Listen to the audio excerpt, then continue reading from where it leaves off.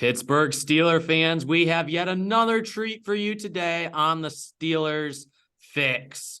The Steelers are a team in serious need of offensive line help, specifically on that left side of the line. Could the Steelers potentially consider an offensive tackle in round one of the 2023 NFL draft? Well, if they do, the man we are talking to today could very well be the person the Steelers end up selecting with their first round pick.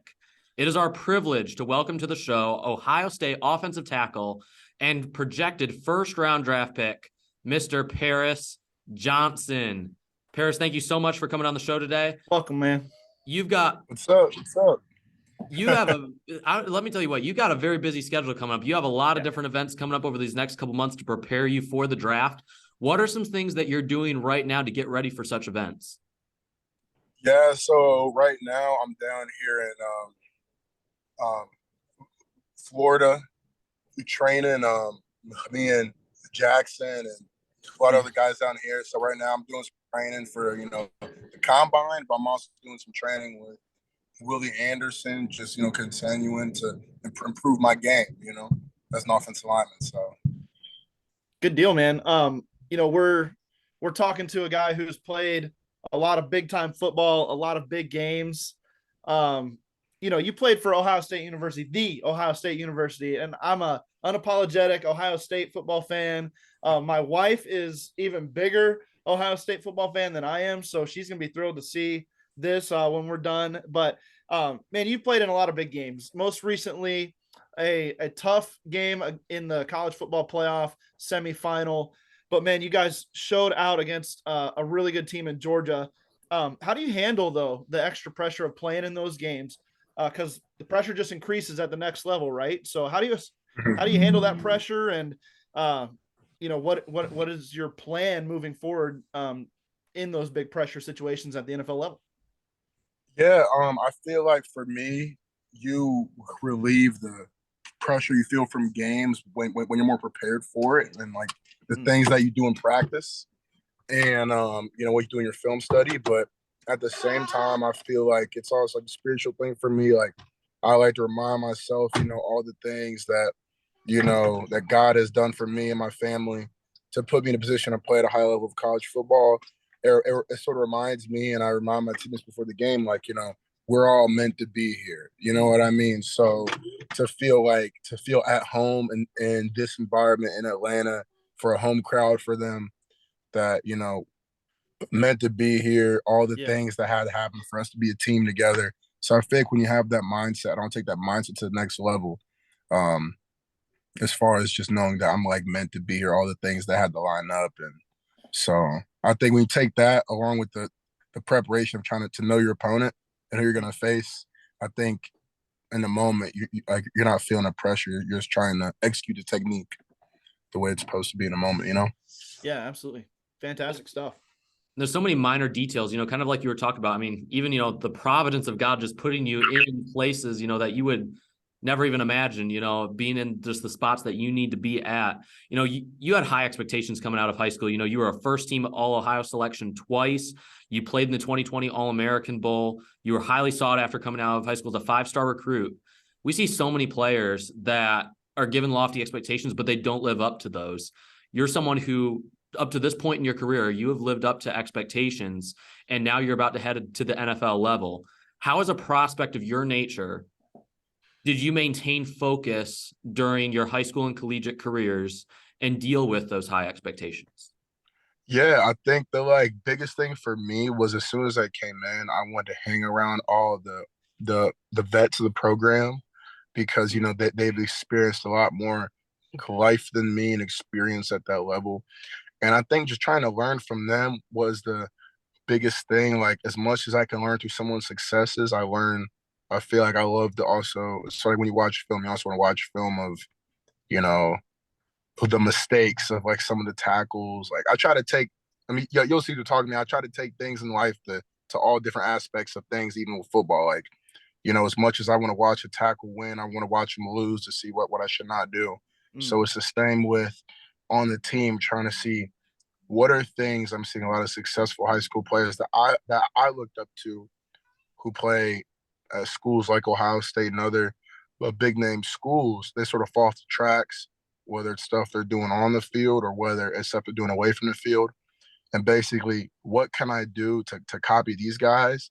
But what should I not take from them that I feel like is inhibiting them from Sure. maximizing their potential? So I think just trying to find a plan. I mean, I like knew my plan, but trying to take it so seriously, like what is everything I can do to make sure I'm not caught in a situation like them to be held from reaching my goals and whatnot. You know, it's kind of hard in college. There's a lot of distractions, but Yeah. you know, trying to just to stay locked in. You know. Sure. Kind of a follow up to that, talking about learning a lot from some of the vets that are there. What have you learned from Coach Day, one of the top coaches in college football, a real leader of men? What have you learned from him that's going to prepare you for this next step as well? Yeah, I think me and Coach Day built a great relationship, and I feel like just as a football player, I feel like he's a great like motivator, and I feel like you know gives it to you real about the opponent, but then he's one of those things where he reminds you, you're a Buckeye, you were picked here to be here for a reason, Mm. and he sort of just he helps remind the teams, like remind the program who we are, despite what the media might be saying or despite what's going on.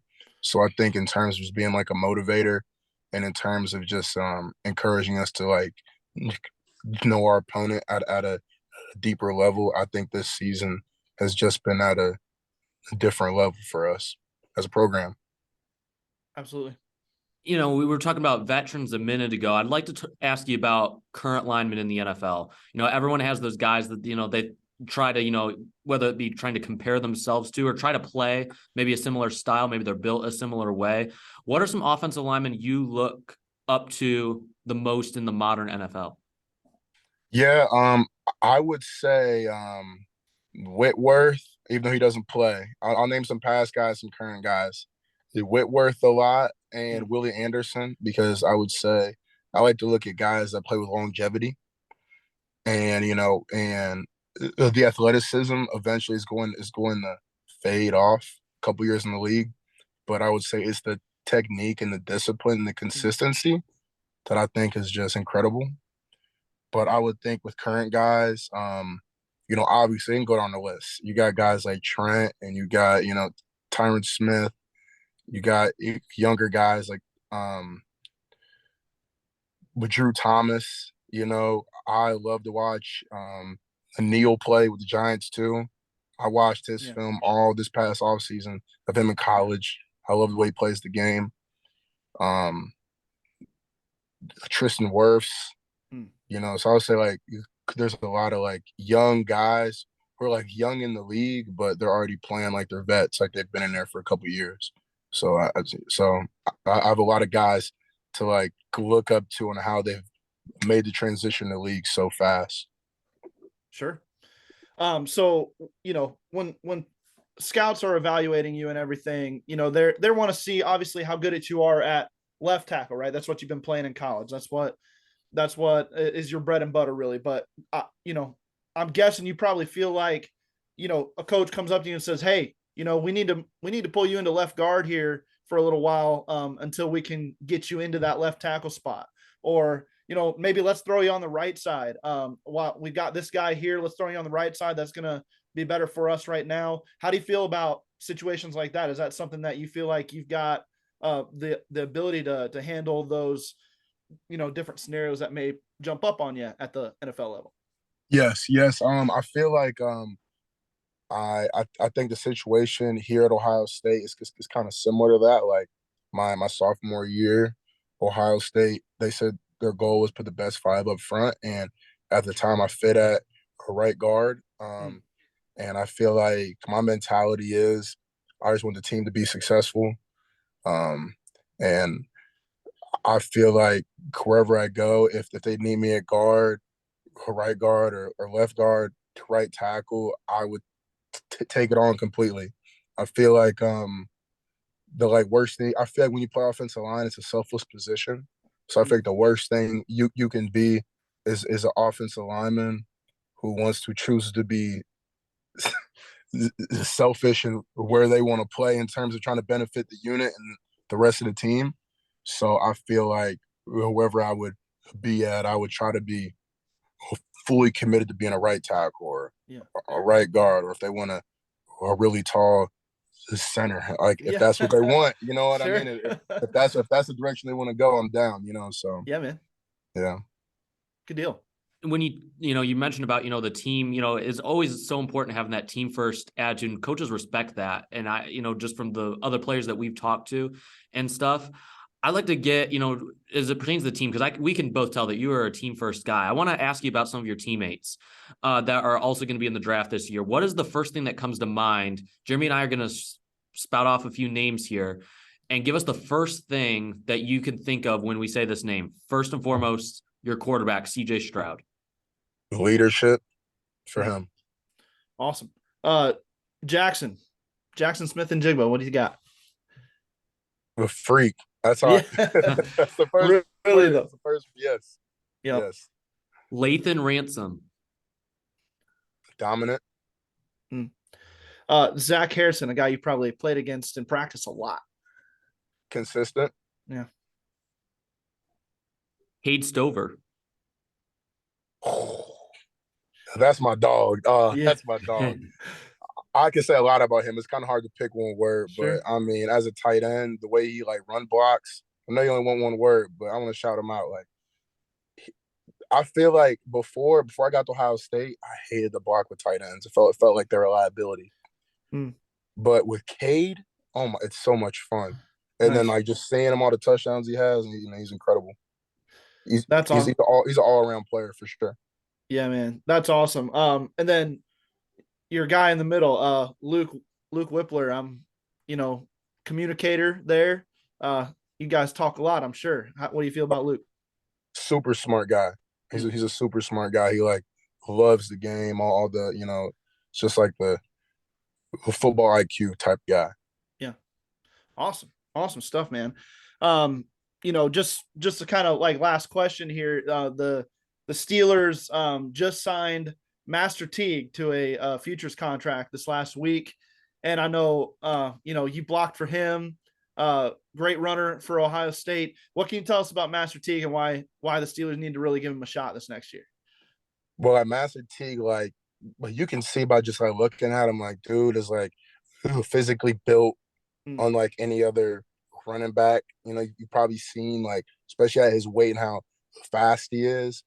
He has all the God-given talent, and like when he runs mad, like he's hard to stop.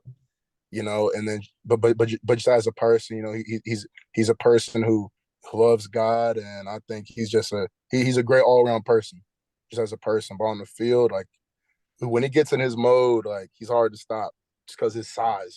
Yeah. That's great, that's awesome. That's awesome to hear. One more question before we get to our rapid fire. Is there a specific type of blocking scheme that you prefer playing? No.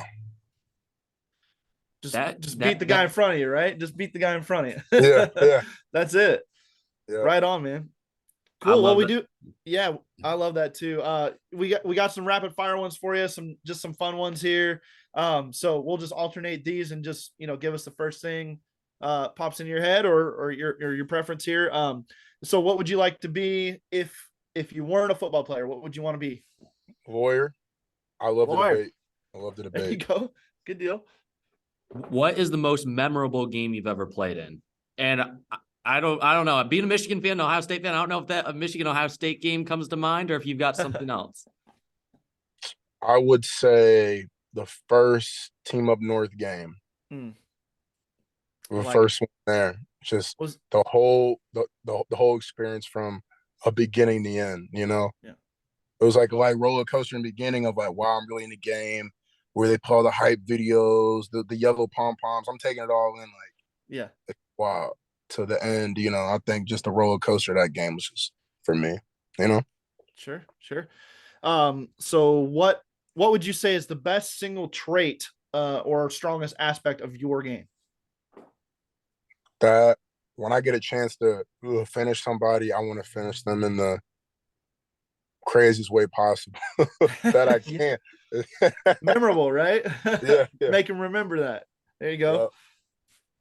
Which NFL player of the past do you wish was still playing so that you could play against him?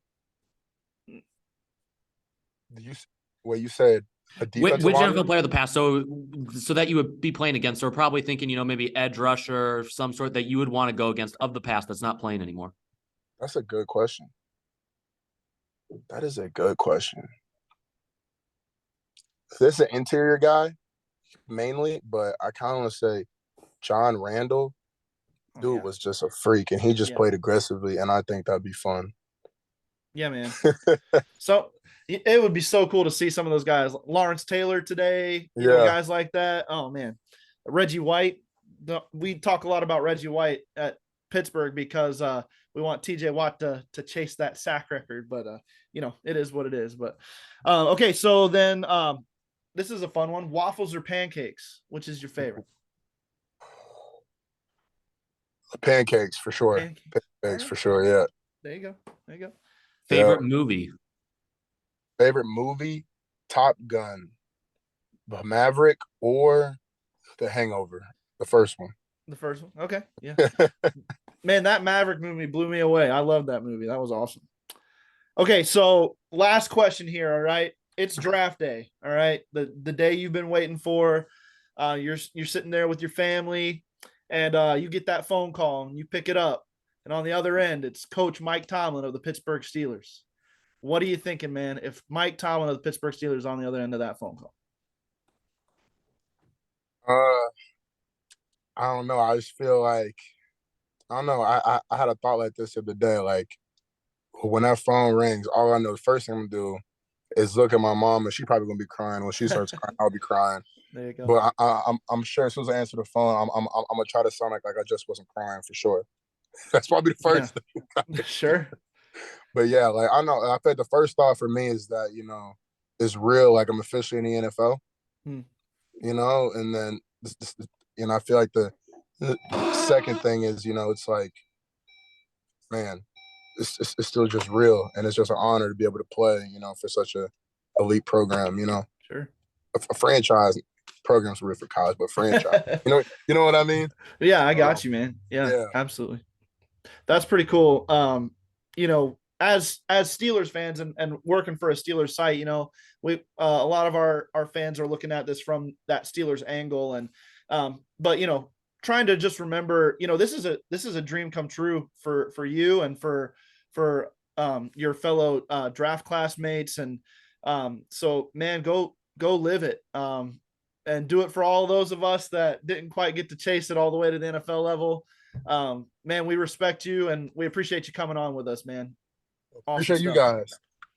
Well, be sure to follow him on Twitter at Paris Johnson Jr. And again, Paris, pretty much reiterating everything Jeremy just said. Thank you so much for coming on. You're welcome back anytime. Remember us when you're a star in this league, and we'll be looking forward to following you in years to come. Thanks so much. Well, Steelers fans, that is going to bring today's fun to a close. Thank you so much for listening. Be sure to check out all of Behind the Steel Curtains podcasts, wherever you listen to podcasts.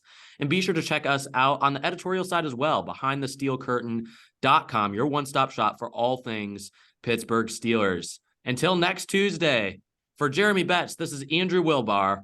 We'll see you next week on the Steelers Fix.